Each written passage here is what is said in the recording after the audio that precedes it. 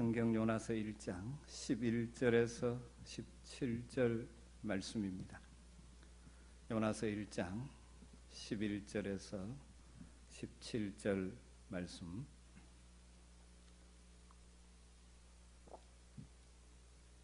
제가 말씀을 읽어드리겠습니다. 함께 눈으로 따라오면서 말씀의 내용을 살피도록 하죠. 11절입니다. 바다가 점점 흉룡한지라 무리가 그에게 이르되 우리가 너를 어떻게 하여야 바다가 우리를 위하여 잔잔하겠느냐 하니 그가 대답하되 나를 들어 바다에 던지라. 그리하면 바다가 너희를 위하여 잔잔하리라.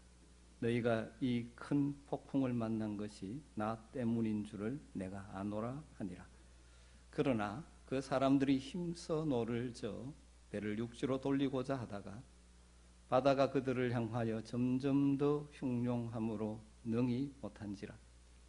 우리가 여호와께 부르짖어 이르되 여호와여 구하고 구하오니 이 사람의 생명 때문에 우리를 멸망시키지 마옵소서. 무죄한 피를 우리에게 돌리지 마옵소서. 주 여호와께서는 주의 뜻대로 행하심이니이다 하고 요나를 들어 바다에 던짐에 바다가 뛰노는 것이 곧 그친지라.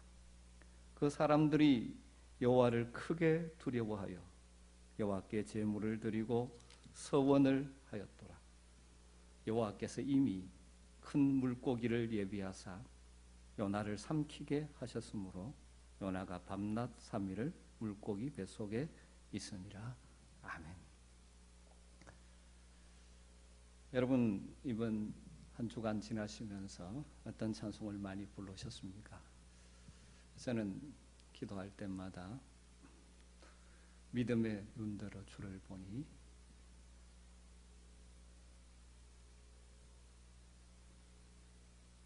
이 또한 지나가리라. 그 찬양을 참 많이 불렀습니다.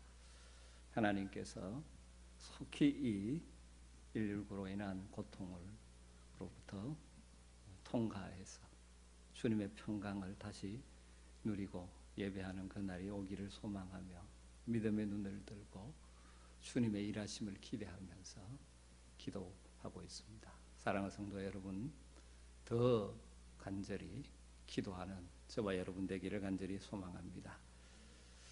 요나서의 말씀을 통해서 우리는 하나님의 뜻에 불순종한 선지자 요나를 하나님께서 어떻게 다루어 가시는가 하는 것을 보고 있습니다. 이 말씀을 보면서 이 시대 하나님의 사람들인 우리들이 어떤 자리에 있어야 할지를 다시 한번 생각하고 깨닫게 되어지죠. 하나님의 부르심에도 불구하고 하나님의 명령에도 불구하고 하나님의 부르심과 명령을 받아들일 수 없다고 스스로 결정하고 하나님을 피하여 다시 스스로 도망하던 요나를 하나님은 그냥 두지 않으셨죠. 바다에 큰 폭풍을 일으키셔서 요나를 추적해 오셨습니다. 선장의 입을 통하여 하나님을 피하여 얻으려는 거짓된 평안을 깨트리고 정신을 차리게 만드셨죠. 선원들이 제안한 제비뽑기에 뽑히게 만드심으로 자신의 불순종이 가져온 엄청난 재앙을 깨닫게 하셨습니다. 그래서 하나님께 불순종한 자신 때문에 이 큰 폭풍이 일어났다는 것을 고백하게 만드셨죠. 그러나 요나의 이런 고백으로 상황이 끝난 것은 아닙니다. 11절과 12절을 보면 바다가 점점 흉룡한지라 무리가 그에게 이르되 우리가 너를 어떻게 하여야 바다가 우리를 위하여 잔잔하겠느냐 하니 그가 대답하되 나를 들어 바다에 던지라. 그리하면 바다가 너희를 위하여 잔잔하리라. 너희가 이 큰 폭풍을 만난 것이 나 때문인 줄을 내가 아노라 하니라. 요나의 고백에도 불구하고 바다는 점점 흉룡해져 갑니다. 아직 하나님 편에 사실 일이 더 남아 있었던 것이죠. 하나님은 요나가 자신이 죄인임을 고백하게 하는 것으로 만족하지 않으셨던 것 같습니다. 요나는 자기의 행동의 결과를 감내해야만 했습니다. 죄에 대한 그리고 하나님께 불순종함에 대한 결과를 이 요나의 모습을 통하여 우리에게 모델로 보여주시는 것 같습니다. 요나는 환난과 이 큰 폭풍의 원인이 자기인 것을 깨닫고 자기 행동에 대한 책임을 지고자 하죠. 여러분, 진정한 회개는 자신의 과거의 죄에 대하여 책임을 지는 결단으로 나타나지 않으면 안 됩니다. 그것이 회개의 합당한 열매라고 할 수 있죠. 그것이 회개의 진실성을 증명하는 것이죠. 내가 참으로 회개했다면, 내가 참으로 새로워졌다면 과거의 나의 잘못에 대한 책임을 지겠다는 자세가 필요한 것이죠. 오늘날 소위 복음적인 기독교 안에 자리 잡고 있는 하나의 커다란 병폐 중에 하나는 자백만 하면 용서하신다는 약속 때문에 죄의 자백을 너무 피상적으로 생각하는 것이죠. 우리가 잘 알다시피 요한일서 1장 9절에 만일 우리가 우리 죄를 자백하면 그는 미쁘시고 의로우사 우리 죄를 사하시며 우리를 모든 불의에서 깨끗하게 하실 것이요 말씀하셨습니다. 이 하나님의 약속은 진실한 약속입니다. 그러나 이 말씀 가운데 나오는 자백은 잘못했습니다 말하는 정도가 아니라 죄를 버리겠다는 결단까지 포함된 것이죠. 우리가 참으로 죄를 자백하기를 원한다면 하나님, 제가 이 죄로부터 정말 돌아서기를 원합니다 라는 결단의 의지가 포함되어야 하는 것이죠. 단순히 벌받기가 두려워서 하나님 잘못했습니다, 용서해 주십시오 기도하고 그 죄의 자리에서 떠나지 않거나 죄에 대한 책임을 지겠다는 의지가 없는 것은 진정한 회개가 아닌 것이죠. 오늘 요나의 이 고백은 자기의 삶에 대하여 구체적으로 책임지기를 원하는 행동을 포함한 결단인 것이죠. 물론 모든 경우 하나님께서 요나처럼 그 개인의 죄를 공중 앞에 사람들 앞에 드러나게 하시고 거기에 해당되는 벌을 적시 주시는 것 아닙니다.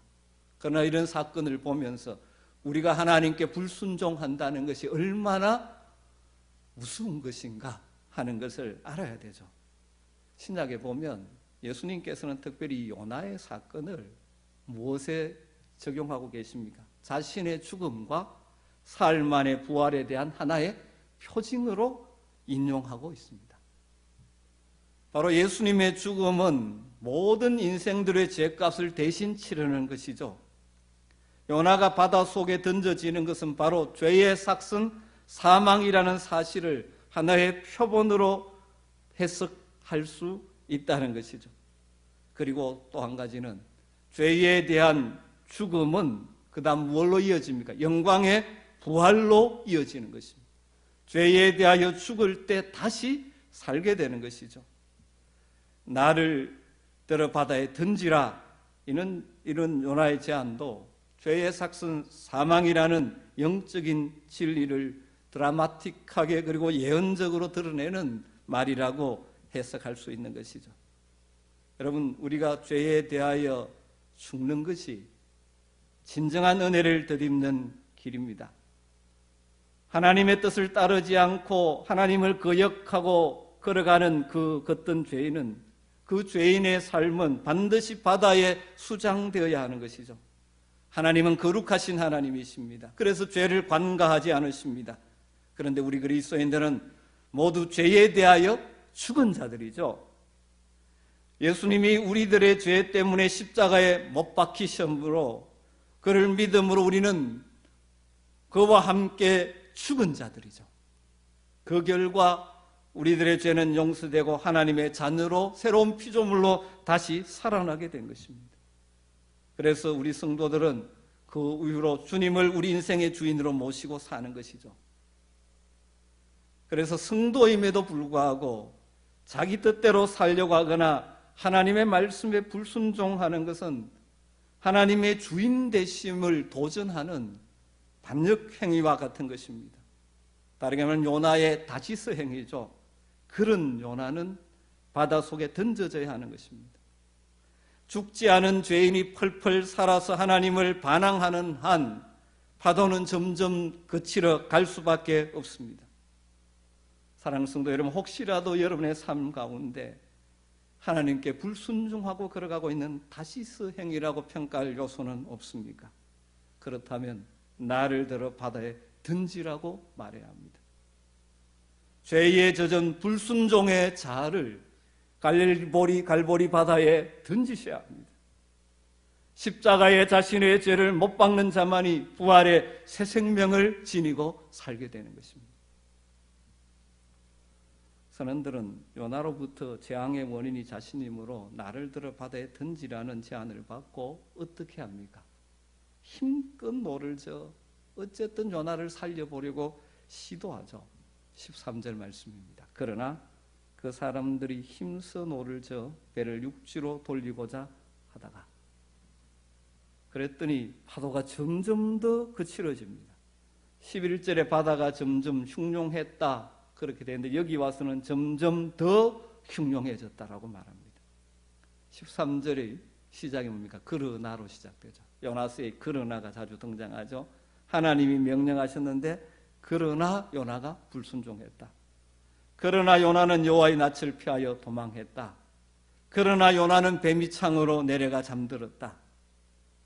오늘 13절에는 사공들이 인도적 차원의 고려이겠죠. 또 선원들의 의리라고 볼 수도 있죠. 차마 생사람을 짐짝처럼 바다에 던질 수가 없습니다. 더구나 그가 여호와 하나님의 선지자라는 사실을 알았기 때문에 그의 생명에 손대기를 싫어했는지 모릅니다. 선원들의 이러한 태도는 인도적인 차원에서 볼 때 칭찬할 만하겠지만 그러나 그들은 더 깊은 영적 차원의 진리를 알지 못한 것이죠. 바다가 그들을 향하여 점점 더 흉룡함으로 능히 못한지라. 여러분, 우리가 모든 일에 최선을 다하는 것 참 좋은 일입니다. 중요합니다. 그러나 하나님의 뜻을 떠나서 하나님의 뜻을 벗어나서 최선을 다하는 것은 오히려 하나님을 대적하는 것이 될 위험성이 큽니다.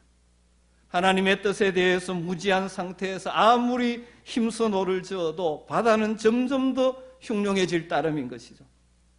죄를 그냥 놔둔 채 선을 이루겠다고 노력하는 것은 어리석은 일입니다. 능히 하지 못한지라. 이 말은 지금까지 사공들이 하나님에 의해 일으켜진 큰 폭풍에 대항하기 위해서 사용했던 일체의 방법 시도가 다 좌절되었다는 결론이죠. 불순종한 요나를 내어 던져야만 우리 인생의 항해의 구원이 찾아오는 것입니다. 평강이 찾아오는 것입니다.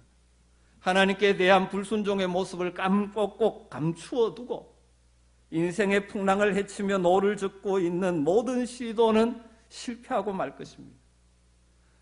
하나님의 말씀에 불순종한 삶을 감추어 두고 그 문제를 해결하지 않고 그 대신 열심히 교회에 봉사하고 헌금을 드린다고 해서 인생의 풍랑이 잠잠해지는 것 아닙니다. 그렇게 하면서 하나님 내가 이렇게 봉사하고 헌신했는데 왜 문제를 해결해 주지 않습니까? 라고 말하는 어리석음을 범하지 말아야 됩니다. 하나님이 원하시는 것은 우리 속에 있는 불순종의 요나를 던져버리기를 원하시는 것이죠. 사공들이 요나를 내던질 수 없는 이유는 많이 있습니다. 요나는 선지자죠. 하나님께 대한 신앙 고백도 하고 자기 잘못 때문에 이 큰 폭풍이 일어났다는 것도 인정합니다. 그런 요나를 어떻게 죽일 수 있습니까? 라고 항변할 수도 있죠. 여러분, 그러나 하나님의 뜻이 아닌 것을 놓고 우리들이 인도주의나 도덕적 정당성 이것을 운운하면서 말하는 것은 다 구차한 변명이고 자기 합리화에 불과한 것입니다. 불순종한 요나, 불순종의 요나는 반드시 죽어야 하는 것이죠. 여러분, 혹시 여러분 속에 있는 불순종의 요나를 아직 던지지 못함으로 인생의 풍랑을 겪고 있는 분은 없으십니까? 이렇게 하면 안 되는데, 이렇게 하면 안 되는데 마음으로 생각하면서 먹고 살기 위해서 어쩔 수 없다라는 핑계를 대면서 불순종의 길을 계속 가는 어리석음을 범하지 마시기를 바랍니다. 불순종의 문제는 주님 앞에 던져서 다시 해결받아야 되지. 그걸 감추어두고 숨겨두고 덮어두고 다른 인간적인 방법으로 하나님을 달래려는 어리석은 시도를 해서는 안 되는 것입니다. 점점 더 흉흉해지는 바다 앞에서 어쩔 수 없어진 선원들은 결국 요나를 바다에 던지는 소위 수장식을 치르죠. 14절 말씀입니다. 무리가 여호와께 부르짖어 이르되 여호와여 구하고 구하오니 이 사람의 생명 때문에 우리를 멸망시키지 마옵소서. 무죄한 피를 우리에게 돌리지 마옵소서. 주 여호와께서는 주의 뜻대로 행하심이니이다 하고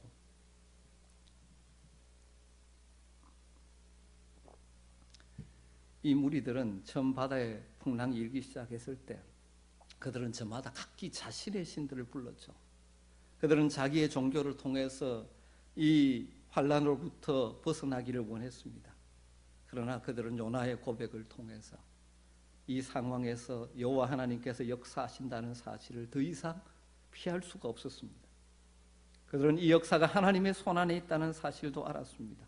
하나님이 모든 것을 진행하시며 이 큰 폭풍과 바람과 그리고 요나를 승리하시는 창조주라는 사실을 알았습니다. 그리고 여호와를 부르죠.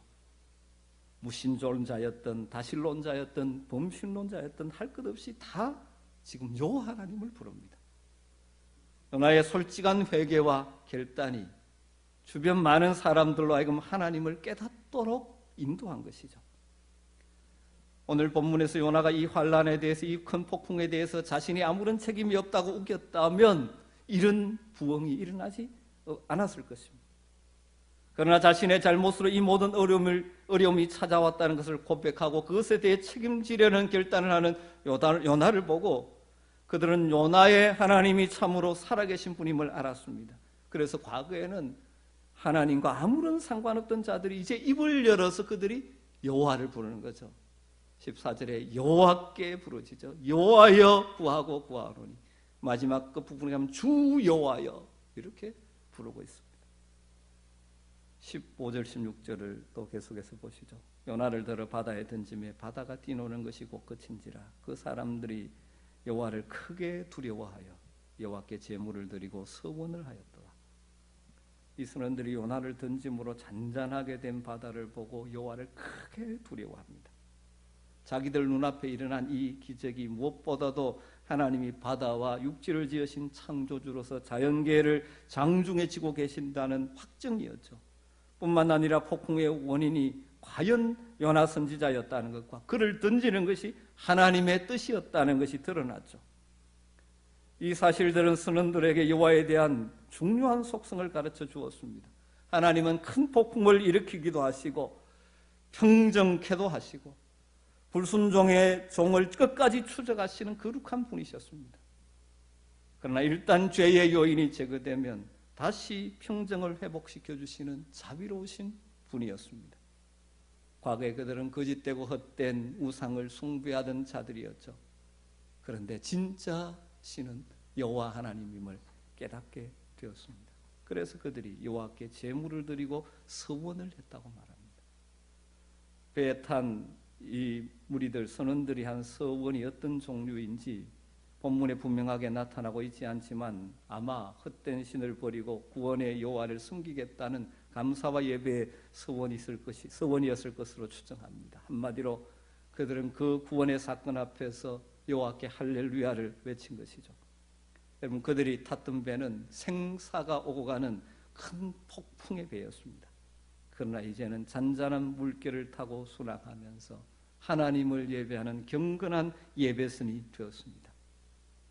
불순종의 큰 폭풍에 휩쓸려 갈팡질팡하는 우리의 생애에도 내 속에 있는 불순종의 요나를 내던지면 하나님의 놀라운 평강을 회복해야 되는 은혜를 경험하게 될 것입니다.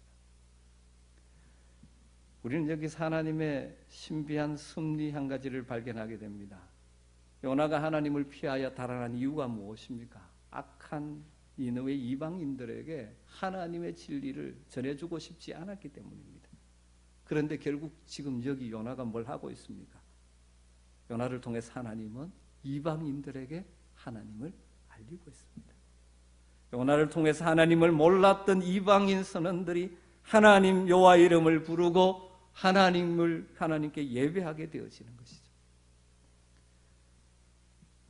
다니엘 티머라는 분이 이 부분을 이렇게 정리했습니다. 요나의 반성교 활동, 순교하지 않은 그 활동이 아이러니하게도 비이스라엘인 이방인들에게 회심을 가져왔다. 또 다른 주석가는 이렇게 덧붙입니다.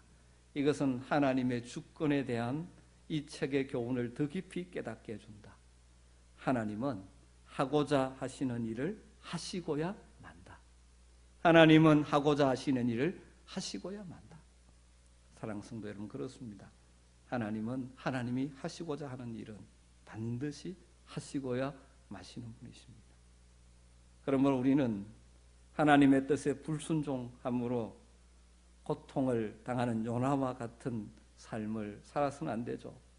결국 우리가 그 고통 속에 돌이켜서 하나님의 일을 하게 하는, 하나님의 일을 하는 통로가 되는 것이 아니라 우리는 오히려 적극적인 순종을 통해서 우리를 통해서 하나님이 하시고자 하는 일에 쓰임받는 도구들이 되어야 하지 않겠습니까?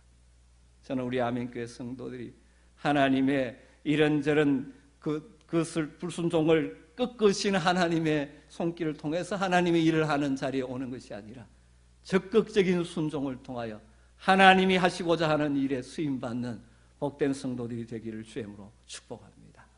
마지막 17절 말씀 보죠. 여호와께서 이미 큰 물고기를 예비하사 요나를 삼키게 하셨으므로 요나가 밤낮 3일을 물고기 속에 있으니라. 역사의 주인은 하나님이십니다.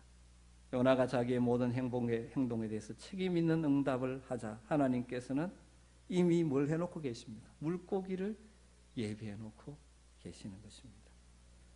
여러분, 이것은 우리 자신이 죄에 대해 죽어야 한다는 원리에 순종하면 그 다음 하나님이 예비해 주신다는 사실을 보여줍니다. 물고기 뱃속은 하나님의 징벌 행위가 아니라 하나님의 보호 조치였죠.